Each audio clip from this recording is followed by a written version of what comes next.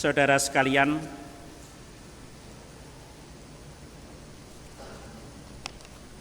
anak bungsu sadar akan keadaannya dan ia mengatakan, betapa banyaknya orang upahan Bapakku yang berlimpah-limpah makanannya, tetapi aku di sini mati kelaparan.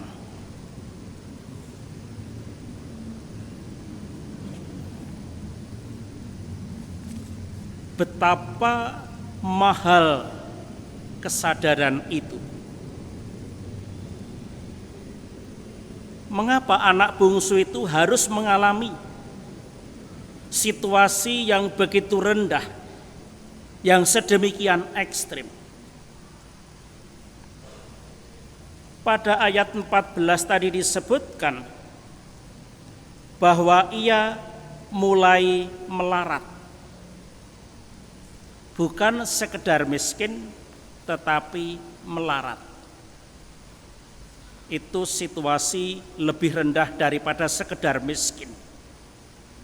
Dan kalau boleh saya menambahkan, anak bungsu ini bukan sekedar melarat, tetapi juga keserakat.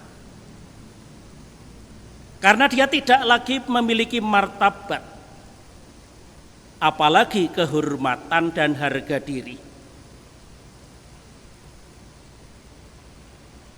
Ia sudah merendahkan dirinya setara dengan babi, karena dia sudah menginginkan makan ampas yang menjadi makanan babi. Tetapi toh tidak ada orang yang memberikannya kepadanya. Itu berarti dia sudah turun lebih rendah lagi daripada babi. Anak bungsu ini tidak punya nilai di mata orang lain. Baru dalam situasi seperti itu dia sadar. Pertanyaannya adalah, apakah harus seperti itu untuk sadar? Apakah harus sampai jatuh pada titik nadir yang paling rendah? Manusia itu menyadari bahwa dirinya sesungguhnya adalah anak seorang yang kaya, yang terhormat, yang memiliki harga diri. Saudara-saudara, kisah ini bagi saya menjadi menarik karena di dalam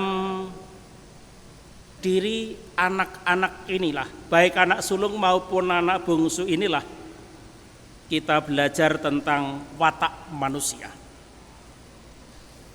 Dan yang paling dominan atau ingin ditonjolkan di sini adalah ketamaan. Si bungsu ini cermin yang paling baik untuk menggambarkan ketamaan itu. Ketamaan itu mulai dari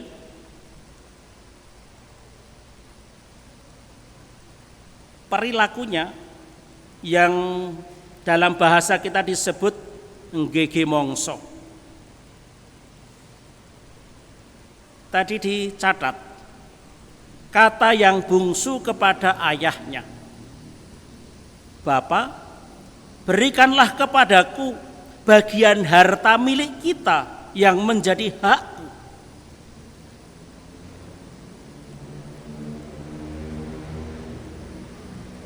Bapaknya masih hidup, masih segar, dia bisa mengatakan harta milik kita.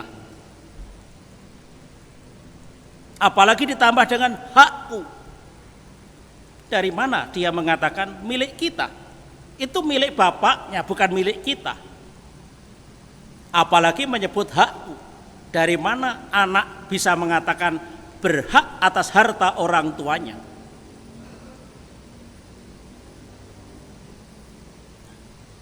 Ketamaan itu kemudian dibuktikan pada waktu dia diberi seluruh yang dia minta. Dikatakan di sini, beberapa hari kemudian anak bungsu itu menjual seluruh bagiannya itu dan pergi ke negeri yang jauh. Seluruh harta dijadikan uang.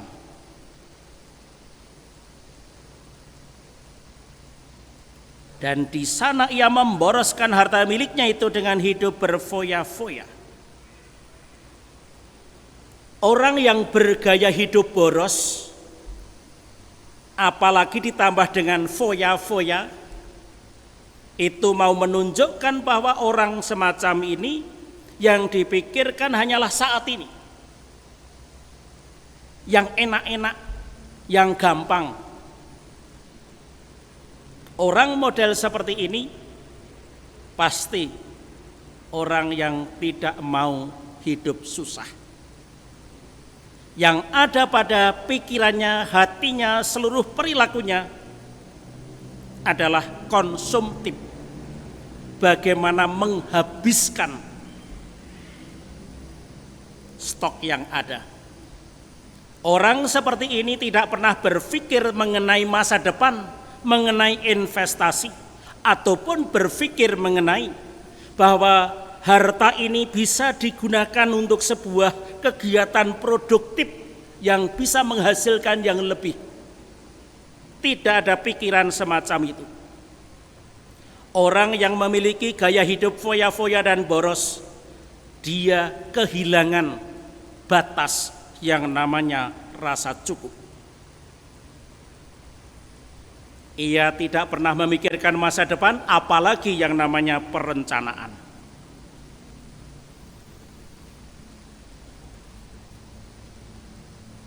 Yang kedua, tadi disebutkan status anak bungsu. Kita boleh saja bertanya, mengapa yang menjadi lakon di sini adalah anak bungsu? Bukan anak sulung, bukan anak tengah. Apakah di balik sebutan itu ada sebuah pengamatan? Kalau anak sulung itu mungkin anak perjuangan. Anak di saat orang tua masih memiliki banyak keterbatasan. Entah pekerjaannya masih rendah, entah penghasilannya belum terlalu cukup, sehingga anak sulung ini menjadi anak yang dikewer-kewer kemana-mana untuk orang tuanya supaya bisa eksis, supaya bisa berjuang mempertahankan hidup, menunjukkan harga diri. Sementara anak bungsu itu adalah anak yang dilahirkan pada waktu orang tua sudah dalam keadaan mapan dan memiliki kedudukan, sehingga dari sisi orang tua memiliki kecenderungan untuk loss. Apapun keinginan anak bungsu akan dituruti, akan diiyakan. Sepertinya untuk anak bungsu tidak ada kata tidak. Mungkinkah seperti itu? Mungkinkah itu juga kita berlaku seperti itu? Kita secara tidak sadar sebagai orang tua memperlakukan anak berbeda, berubah standarnya, sehingga menghasilkan perilaku khas anak bungsu, yaitu tadi gege mongso merasa punya hak karena sudah terlahir dalam kondisi mapan dan tercukupi, dan permintaan apapun sepertinya bisa dituruti.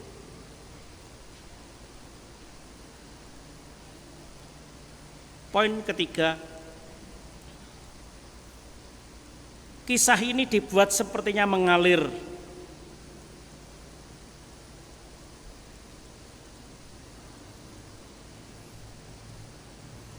Dan dari apa yang kemudian ditunjukkan oleh bapaknya, kita bisa saja memikirkan bahwa ini adalah cara Tuhan mendidik kita semua.